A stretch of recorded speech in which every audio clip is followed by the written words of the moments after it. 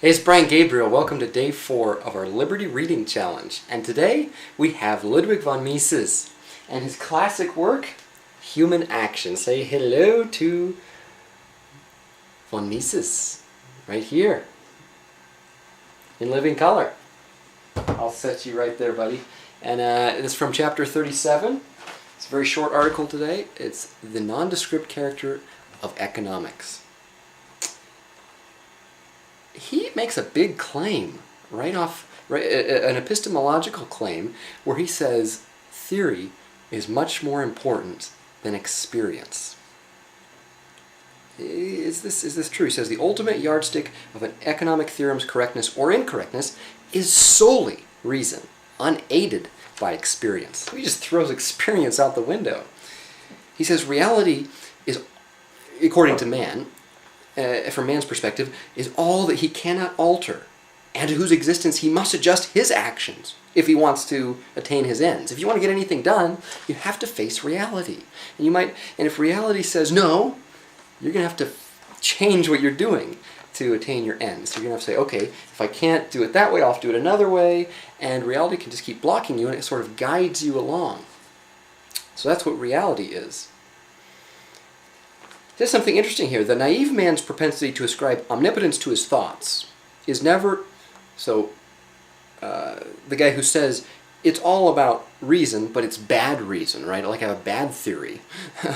I'm wrong. I'm incorrect in my theory. He says, the naive man's propensity to ascribe omnipotence to his thoughts is never manifestly and unambiguously falsified by experience. So, the guy with a bad theory, it doesn't matter what the facts are of experience. He'll just say, yeah, but that doesn't matter, or he'll spin them somehow to fit in with his horrible theory. But Mises says, you know what, theory is the important thing here. Okay? History speaks only to those people who know how to interpret it on the ground of correct theories. So we have to have a solid theory. A solid economic theory. And that's what Mises, of course, is developing for us in Human Action. And he talks about economics and public opinion. You know, economics, I guess economic policy, or not even policy, but just economic action, there's a difference between how that works and social action. So economic action, you don't need everybody, the masses, to go along with the newest technology or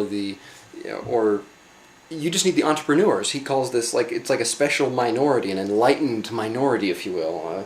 In the market economy, the realization of technological innovations does not require anything more than the cognizance of their reasonableness by one or maybe a few enlightened spirits.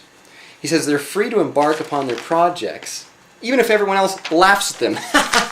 So stupid. And then, of course, they become very, very wealthy because it was such a brilliant idea. They're geniuses, but he says, however dull a man may be, he knows how to tell the difference between a cheaper shoe and a more expensive one, and to appreciate the usefulness of new products. Well, that's economics. What about social policy? That actually requires this dull majority.